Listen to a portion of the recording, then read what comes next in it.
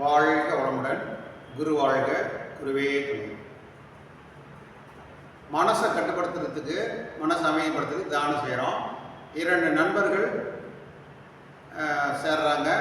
ஒருத்தர் தியானம் செய்யல, தவம் செய்யாமல் நான் என்ன தியானம் ஒரு புள்ளியை நினச்சி தவம் செய்கிறது, அதையே நினச்சிட்டு இருக்குது, அதுதானே அப்படின்னு சொல்கிறாரு. இல்லைப்பா, குருவோட போய் தான் சேர்ந்து தான் அவங்க சொல்லி தான் நம்ம கற்றுக்கணும், அதெல்லாம் நான் கற்றுக்குவேன், நான் வெளியில் நானே தெரிஞ்சுக்கிறேன் அப்படின்ட்டு ஒரு மரத்து நிழலில், ஊருக்கு ஒதுக்குப்புறமாக ஒரு மரத்து நிழலில் சுத்தம் பண்ணிவிட்டு உட்கார்றாரு. காலையில் 7 மணிக்கு உட்கார்றாரு. 7 மணிக்கு 5 நிமிஷம் முன்னாடி ரெடியாகி உட்கார்றாரு. ஒரு 2 நிமிஷத்துக்கு முன்னாடி அந்த பக்கம் ஒரு பொண்ணு போகுது.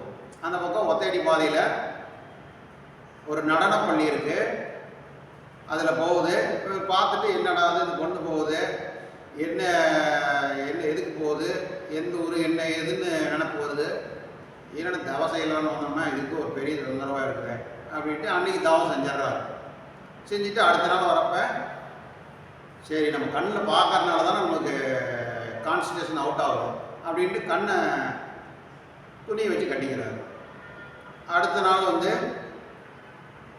அந்த பொண்ணு வெள்ளிக்கிழமை மல்லிகைப்பூ வச்சுட்டு போகுது. கரெக்டாக 2 நிமிஷம் முன்னாடி உட்கார்றாரு. மல்லிகைப்பூ வாசனை வந்தால் அந்த பொண்ணு போக மாட்டேங்குது, இது தொல்லையாக போச்சு அப்படின்ட்டு சரின்ட்டு அன்னைக்கு செஞ்சுட்டு அடுத்த நாள் வரப்ப கண்ணையும் கட்டிக்கிறாரு. வாசனை வந்தால் தானே அந்த பொண்ணோட நினைவு வருது, அதனால் மூக்கையும் துணி வச்சு கட்டிட்டு வாயில் வச்சு விட்டுக்கலாம் அப்படின்னு சொல்லி முடிவு பண்ணி உட்கார்றாரு. அடுத்த நாள் அந்த பொண்ணு சலங்கை கட்டிட்டு போகுது. போலீஸ் சத்தம், என்னடாது இந்த பொண்ணு போக மாட்டேங்குது, என்ன பண்ணலாம், சரி ரைட்டு. அடுத்த நாள் வரப்போ முடிவு பண்ணிடுறாரு.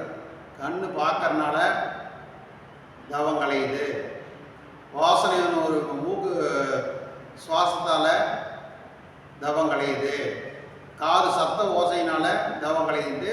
கண்ணையும் மூக்கையும் காதையும் கடிக்கிறார். 4வது நாளும் உட்கார்றாரு.